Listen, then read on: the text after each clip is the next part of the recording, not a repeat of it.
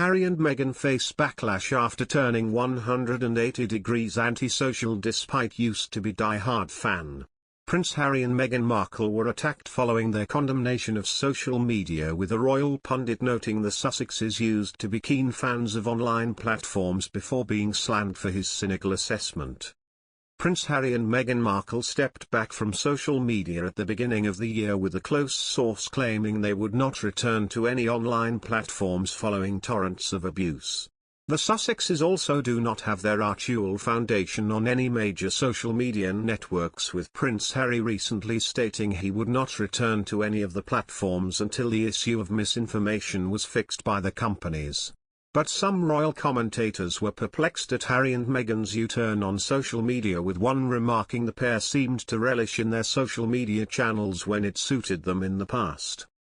Daily editor at the Daily Mail, Richard Eden, discussed Prince Harry's recent interview at the Rewired Summit, where the Duke discussed the scale of misinformation on social media. The Prince remarked families were being destroyed by the problem, but did not think the problem was so big it could not be fixed. He said, "I lost my mother to this self-manufactured rabidness." Mr. Eden shared his thoughts on Prince Harry's comments but was confused when he and his wife made their reverse on social media. He said, "As always with Harry and Meghan, they sort of say things which leave you very confused afterwards. I mean, they used to be such keen fans of social media. Meghan sort of made her name through her lifestyle blog and regular Instagram posts of bananas and hints about her relationship with Harry.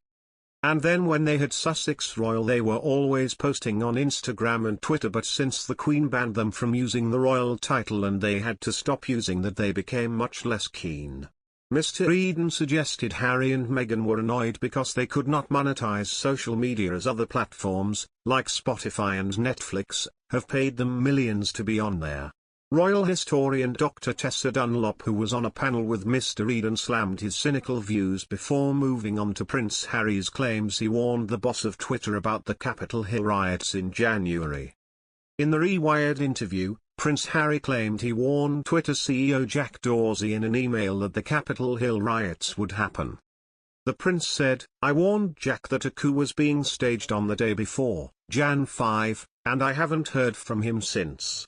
Prince Harry and Meghan Markle skipped the Carlisle Hotel during their most recent New York City visit, instead staying in a luxury apartment at 860 United Nations Plaza on Manhattan's East Side, Page 6 has exclusively learned. While the pair stayed at the exclusive building, they had 8 bodyguards and a surveillance van on site, and they'd go in and out through the basement. The insider added, they were staying in a friend's 4-bedroom apartment with river views. It's unclear who the pal was, or which apartment they stayed in. A 4-bedroom penthouse in the building is currently for sale for $3.75 million, while another 3-bedroom, 4,000-square-foot penthouse apartment is going for $6.9 million, according to listings on StreetEasy. Another insider said the duo opted to stay at a private residence on this trip.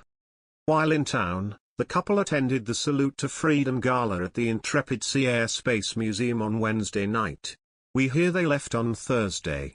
At the gala, Markle, 40, wore a Cartier diamond tennis bracelet that belonged to Princess Diana.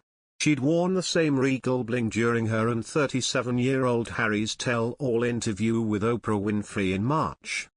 In September, Page 6 reported that the California-based couple stayed at the swanky Carlisle, which was Diana's favorite Manhattan hotel. That visit was their first big public outing together since quitting the royal family in early 2020. They were in town at the time for the Global Citizen Live in Central Park concert. A rep had no comment.